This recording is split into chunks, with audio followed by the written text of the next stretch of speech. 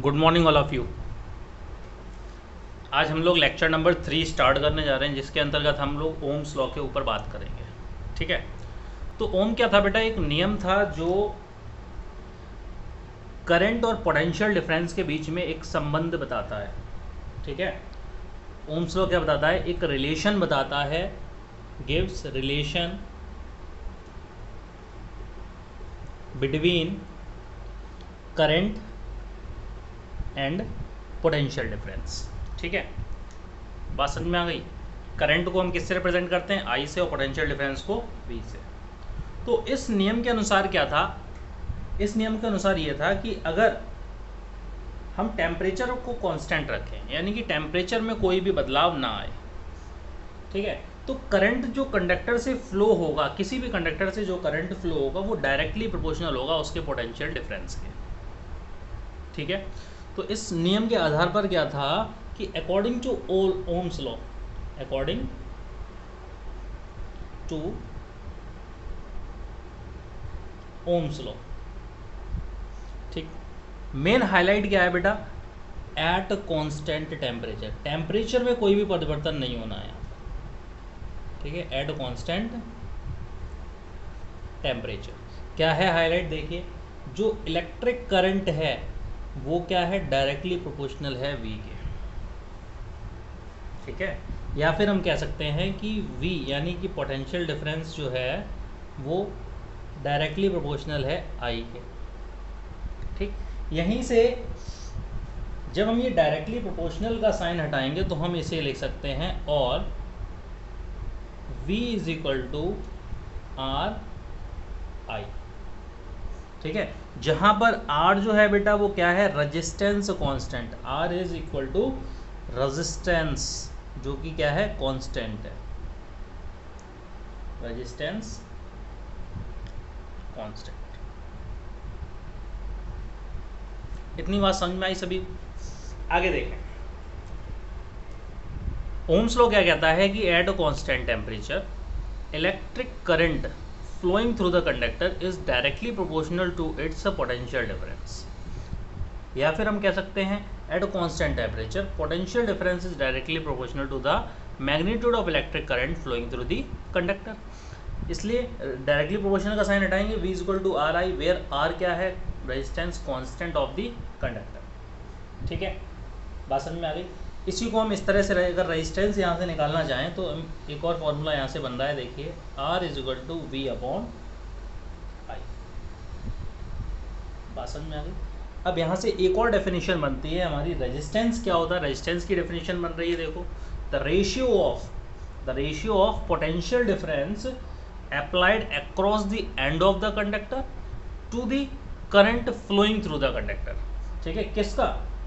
जितना करंट उस कंडक्टर से फ्लो कर रहा है उसको, उससे पोटेंशियल डिफरेंस को हम क्या कर देंगे? डिवाइड कर देंगे, तो हमें क्या मिल जाएगा? रेजिस्टेंस। बात समझ में आ गई? तो यहाँ पर अगर बेटा हम आई के कांटेक्ट में आई का रिलेशन निकालें दोनों से, तो देखिए क्या होगा। इसी फॉर्मूले से देखो, I is equal to V upon R हो जाएगा। ठीक है, I is equal to V upon R हो जाएगा। ओके, अब यहाँ से दो कंक्लूजन्स निकलते हैं। क्या निकलते हैं कंक्लूजन? देखो, आई जो है यानी इलेक्ट्रिक करंट जो है, ठीक है, करंट क्या है? डायरेक्टली प्रोपोर्शनल है पोटेंशियल डिफरेंस के, पीडी के। ठीक, और सेकंड कंक्लूजन क्या निकल रहा है कि सेम करंट जो है वो इनवर्सली प्रोपोर्शनल है। ठीक है, किसके? रेजिस्टेंस के। ठीक है, इनवर्सली में 1 अपॉन में कर देते हैं। बात समझ में आ गई? रेजिस्टेंस। ठीक है, ये दो चीज़ें यहाँ पर, दो कंक्लूजन यहाँ पर निकल कर आए। ठीक, अब इससे क्या समझ में आया कि अगर हम करंट को बढ़ा देंगे, यानी अगर कोई करंट जा रहा है हमारा किसी भी कंडक्टर से, मान लीजिए करंट जा रहा है पहले 1 एम्पियर का, सम वॉट कुछ पोटेंशियल डिफरेंस होगा। यहाँ पे मान लो 2 का पोटेंशियल डिफरेंस है 2 वोल्ट का, ठीक है। दोनों डायरेक्टली हमने क्या किया, करंट को बढ़ा दिया, करंट कर दिया 2 एम्पियर, यानी दुगना कर दिया। तो हमारा पोटेंशियल डिफरेंस जो होगा वो कितना हो जाएगा, ये 4 वोल्ट हो जाएगा। कहने का मतलब अगर हम करंट को डबल करेंगे तो पोटेंशियल डिफरेंस भी डबल होगा, ठीक है। डायरेक्टली प्रोपोर्शनल का मतलब ये है कि अगर एक क्वांटिटी को हमने बढ़ाया तो दूसरा क्वांटिटी अपने आप बढ़ेगा, ठीक है। अगर हमने करंट को डबल किया तो पोटेंशियल डिफरेंस भी डबल हो जाएगा, करंट को आधा किया तो पोटेंशियल डिफरेंस भी आधा हो जाएगा, ठीक है। डायरेक्टली प्रोपोर्शनल का मतलब ये है कि एक क्वांटिटी को अगर हम बढ़ाएंगे तो दूसरी क्वांटिटी ऑटोमेटिकली अपने आप बढ़ेगी, ठीक है। और अगर एक क्वांटिटी को हमने कम किया तो दूसरी क्वांटिटी भी क्या होगी, उसी रेशियो में कम हो जाएगी। बात समझ में आ गई। नेक्स्ट क्या है बेटा, current inversely proportional 1 upon resistance, यानी इन्वर्सली प्रोपोर्शनल रेजिस्टेंस के। कहने का मतलब क्या है कि अगर हमने करंट को डबल किया तो रेजिस्टेंस आधा हो जाएगा, या अगर हमने रेजिस्टेंस को डबल कर दिया, ठीक है। रेजिस्टेंस मान के चलो यहाँ पर 1 ओम का है, तो इलेक्ट्रिक करंट यहाँ पर फ्लो कर रहा है 2, ठीक। तो हमने क्या किया, रेजिस्टेंस को कर दिया 2 ओम, ये एम्पियर, तो करंट अपने आप बेटा इसका आधा हो जाएगा, ठीक। या हमने इसको डबल किया तो ये आधा हो गया, इसको आधा किया तो ये डबल हो जाएगा। इन्वर्सली प्रोपोर्शनल में ये चलता है, यानी कि एक क्वांटिटी अगर हमने बढ़ाई तो दूसरी ऑटोमेटिकली अपने आप क्या हो जाएगी, कम हो जाएगी, ठीक है। और दूसरी क्वांटिटी को अगर हमने कम किया तो पहली वाली अपने आप इंक्रीज हो जाएगी, उसी रेशियो में जितना कम किया है, ठीक है। नेक्स्ट हम देखते हैं रेजिस्टेंस क्या है। यहाँ पर अभी आपको समझ में आ जाएगा रेजिस्टेंस क्या है।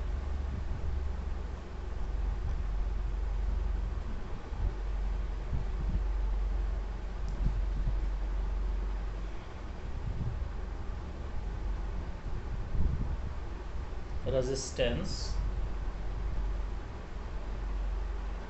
Of a conductor. देखिए बेटा, जैसे आपने देखा होगा कि क्रिकेट में एक बैट्समैन होता है, ठीक है, एक फील्डर होता है, ठीक। मान लो 2 लोग क्रिकेट खेल रहे हैं, एक बॉल करा रहा है और एक हिट कर रहा है बॉल को। तो जो बैट्समैन है जो हिट कर रहा है, उसकी चांसेस ये रहेंगे कि उसकी बाउंड्री जो बॉल है वो डायरेक्टली फ्लो होके कहाँ जाए, बाउंड्री पे, ठीक है। और बॉलर क्या करेगा, उसको रोकने की कोशिश करेगा, क्या करेगा, रोकने की कोशिश करेगा, ठीक है। तो इस केस में भी वही है, इलेक्ट्रिक करंट किसी भी कंडक्टर से जब फ्लो करता है तो कंडक्टर की एक प्रॉपर्टी होती है जिसको हम कहते हैं रेजिस्टेंस। वो क्या करता है, इस इलेक्ट्रिक करंट के फ्लो को रोकने की कोशिश करता है, अपोज करता है, इसका विरोध करता है, ठीक है। तो प्रत्येक कंडक्टर की एक प्रॉपर्टी होती है जिसकी वजह से वो क्या करता है, इलेक्ट्रिक करंट के फ्लो का विरोध करता है, उसके बहाव का विरोध करता है, ठीक है, उसको रोकने की कोशिश करता है। वही प्रॉपर्टी क्या कहलाती है, रेजिस्टेंस ऑफ द कंडक्टर। क्या कहलाती है, रेजिस्टेंस ऑफ द कंडक्टर। तो यहाँ हम बोल सकते हैं कि property due to which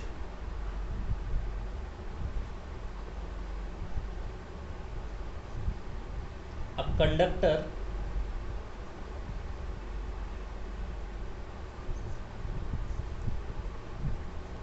opposes the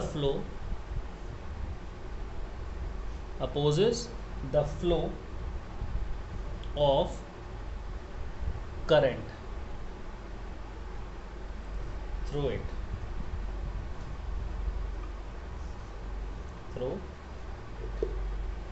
बात समझ में आ गई। इसी को क्या कहते हैं हम, रेजिस्टेंस कहते हैं। और पीछे अभी हमने आपको फॉर्मूला बता ही दिया था कि रेजिस्टेंस क्या होता है, पोटेंशियल डिफरेंस अपॉन करंट। कहने का मतलब आर रेजिस्टेंस होता है हमारा, पोटेंशियल डिफरेंस को हम डिनोट करते हैं वी से, और इलेक्ट्रिक करंट होता है आई। ठीक है, बात समझ में आ गई। इसकी यूनिट की बात कर लेते हैं। रेजिस्टेंस की बेटा होती है ओम। क्या होती है? ओम। ठीक,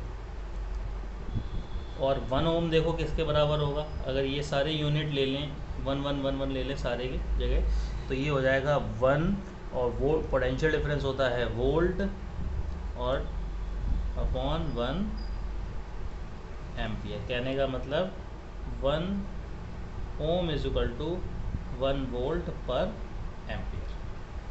बात समझ में आ गई कि नहीं? ओके, ठीक है। अब हम देखते हैं कि 1 ohm electric current, sorry 1 ohm resistance का मतलब क्या है। देखिए 1 ओम से खुद ही पता लग रहा है कि 1 ओम जो रेजिस्टेंस होगा किसी भी कंडक्टर का, तब होगा जब उस कंडक्टर का पोटेंशियल डिफरेंस जो होगा 1 वोल्ट होगा, यानी कि उसके टर्मिनल्स पे पोटेंशियल डिफरेंस जो लग रहा होगा वो कितना लग रहा होगा? 1 वोल्ट का। ठीक है, और इलेक्ट्रिक करंट उस कंडक्टर से 1 एम्पियर फ्लो हो रहा होगा, तो हम क्या कहेंगे कि जो रेजिस्टेंस है इस कंडक्टर का वो कितना है? 1 ओम। ठीक है, तो 1 ओम क्या क्या कहेंगे? Resistance of the conductor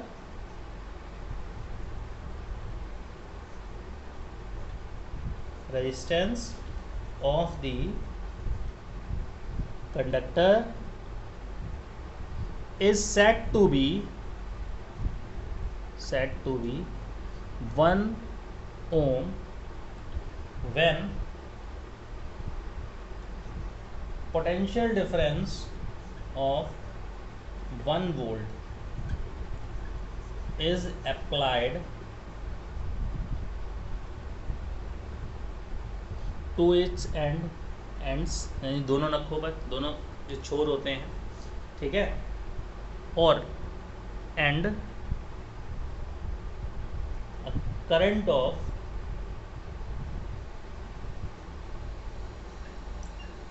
1 ampere is flowing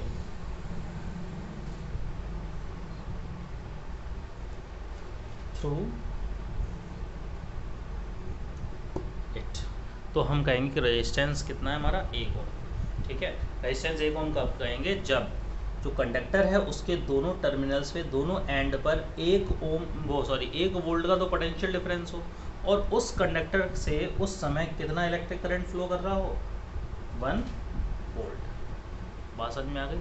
यानी 1 वोल्ट अगर इलेक्ट्रिक 1 एम्पियर अगर इलेक्ट्रिक करंट फ्लो कर रहा है किसी भी कंडक्टर से, ठीक है, और उसके एंड पर जो हमारा पोटेंशियल डिफरेंस है वो कितना हो? 1 वोल्ट हो, तो हम कह सकते हैं कि जो रेजिस्टेंस है वो हमारा कितना है? 1 ओम। Got it?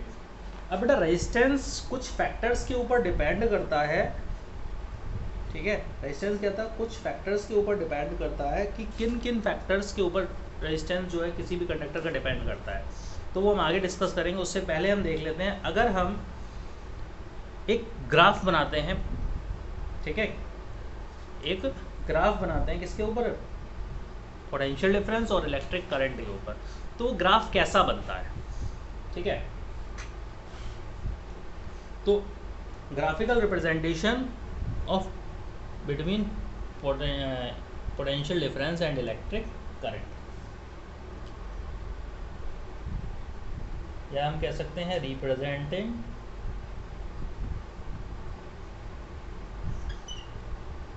a graph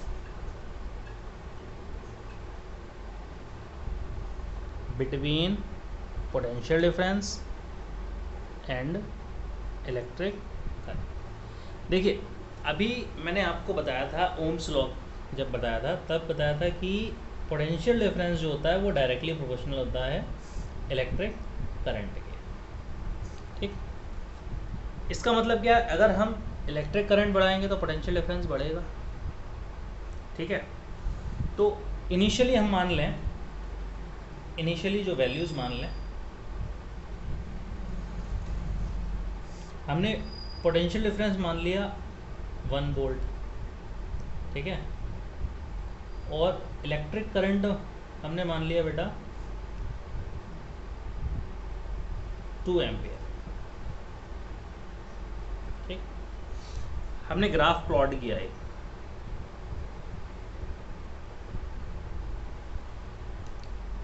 ये ऑरिजिन होगा, इसको मान लिया हमने यहाँ पर आई और इसको मान लिया बी। छोटे छोटे सब डिविजन्स में इसको हम इक्वली डिवाइड कर दें।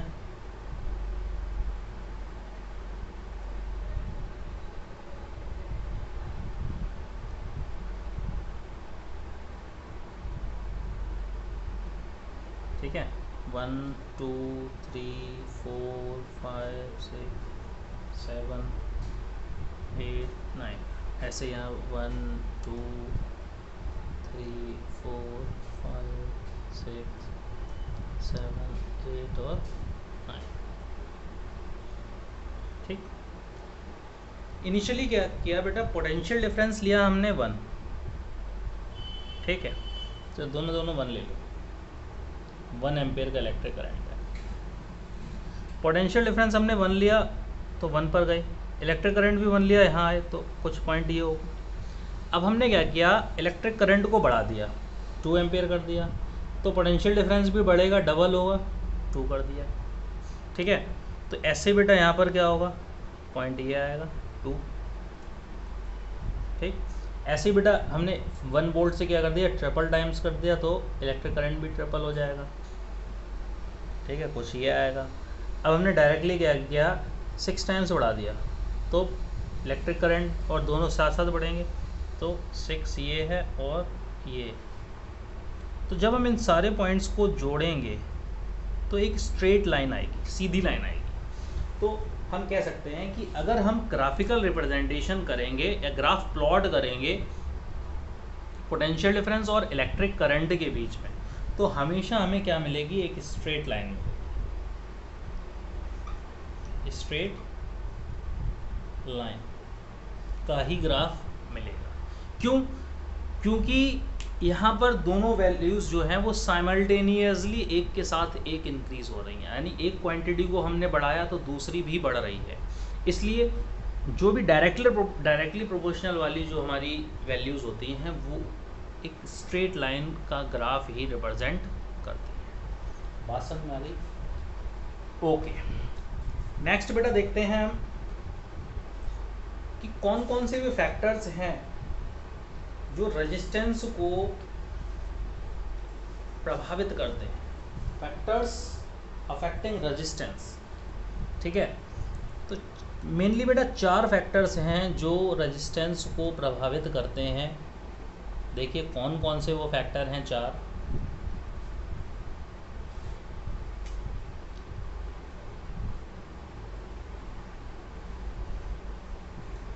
फैक्टर्स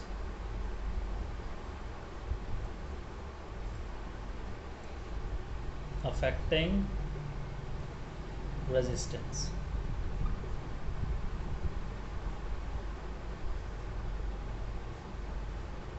पहला फैक्टर बेटा जो है वो लेंथ होती है, कंडक्टर की जो लेंथ है, ठीक है, वो प्रभावित करती है। अब मैं बताऊंगा एक एक, आराम से पहले देख लीजिए। सबसे पहला फैक्टर क्या है, लेंथ ऑफ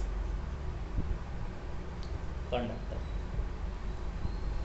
दूसरा फैक्टर बेटा एरिया ऑफ क्रॉस सेक्शन, कितना मोटा वायर है या कोई भी कंडक्टर कितना मोटा है कितना पतला है, वो area of cross section. Third बेटा वो मटेरियल बना हुआ किसका है, नेचर ऑफ मटेरियल, यानी वो कंडक्टर बना किसका है।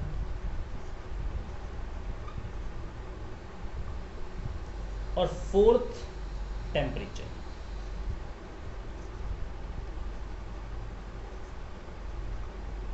ठीक है, ये 4 फैक्टर जो हैं वो रेजिस्टेंस को प्रभावित करते हैं। पहला लेंथ किस तरह से रिप्रेजेंट करता है बेटा, सीधी सी बात अगर हम बता दें कि रेजिस्टेंस जो होता है वो डायरेक्टली प्रोपोर्शनल होता है लेंथ के।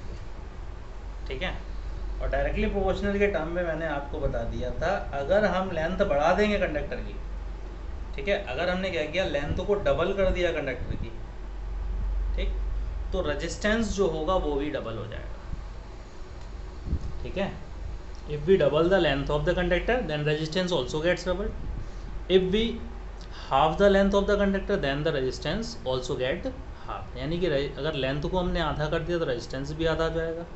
ठीक है, दूसरा बेटा है एरिया ऑफ क्रॉस सेक्शन।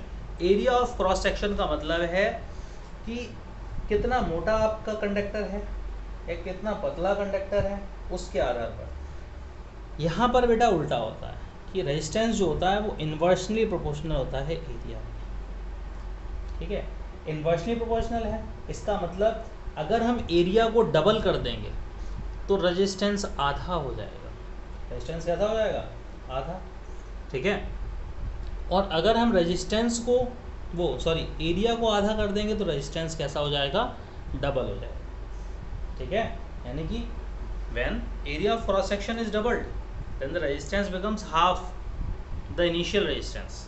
ठीक है, और when the area of the conductor is half then the resistance become double. ठीक है, रेजिस्टेंस कैसा हो जाएगा? डबल। तीसरी चीज़ है बेटा कि जो नेचर होता है मटेरियल का वो कैसे प्रभावित करता है, देख लीजिए। तो इलेक्ट्रिकल रेजिस्टेंस होते हैं कंडक्टर्स के, वो क्या करते हैं, उसके ऊपर डिपेंड करता है नेचर के ऊपर। कुछ हमारे कंडक्टर्स जो होते हैं, कुछ मटेरियल्स ऐसे होते हैं जिनका जो रेजिस्टेंस होता है वो जनरली बहुत हाई होता है। ठीक है, और कुछ मटेरियल्स ऐसे होते हैं जिनका रेजिस्टेंस बहुत लो होता है। ठीक, जैसे अगर हम बात करें दो मेटल्स को लेकर, एक एलॉय ले लीजिए, एक मेटल ले लीजिए। ठीक है, तो कॉपर मेटल और जो नाइक्रोम एलॉय है, अगर हम इक्वल लेंथ और इक्वल डायमीटर का ले लें तो जो कॉपर है उससे इलेक्ट्रिक करंट आसानी से फ्लो होगा एज कंपेरिजन टू नाइक्रोम। ठीक है, तो हम कह सकते हैं कि जो नाइक्रोम है उसका रेजिस्टेंस थोड़ा हाई होता है किसकी अपेक्षाकृत? कॉपर की। सीधी सी बात कहते हैं कि जो गुड कंडक्टर्स होते हैं उनका रेजिस्टेंस थोड़ा लो होता है। ठीक है, बेस्ट कंडक्टर्स जो होते हैं उनका बहुत ही लो होता है, और जो इंसुलेटर्स होते हैं उनका बहुत हाई रेजिस्टेंस होता है, इसलिए वो क्या करते हैं? इलेक्ट्रिसिटी को कंडक्ट नहीं करते। तो तीसरा फैक्टर, किस मटेरियल का वो कंडक्टर बना हुआ है, इससे भी बहुत फ़र्क पड़ता है। ठीक है, तो और इसके ऊपर भी रेजिस्टेंस क्या होता है? डिपेंड होता है। नेक्स्ट है टेम्परेचर। जितने भी बेटा प्योर मेटल्स हैं, अगर उनका टेम्परेचर बढ़ता है तो रेजिस्टेंस भी बढ़ेगा। ठीक है, तो हम कह सकते हैं कि रेजिस्टेंस जो होता है वो डायरेक्टली प्रोपोर्शनल होता है टेम्परेचर के। ठीक, अगर रेजिस्टेंस बढ़ेगा टेम्परेचर बढ़ेगा तो रेजिस्टेंस भी बढ़ेगा। ठीक, और टेम्परेचर कम होगा तो रेजिस्टेंस भी कम हो जाएगा। बात समझ में आ गई बेटा इतनी? ओके, ये हमारा टॉपिक था रेजिस्टेंस से रिलेटेड। नेक्स्ट क्लास में हम लोग डिस्कस करेंगे रेजिस्टिविटी के ऊपर। Thank you.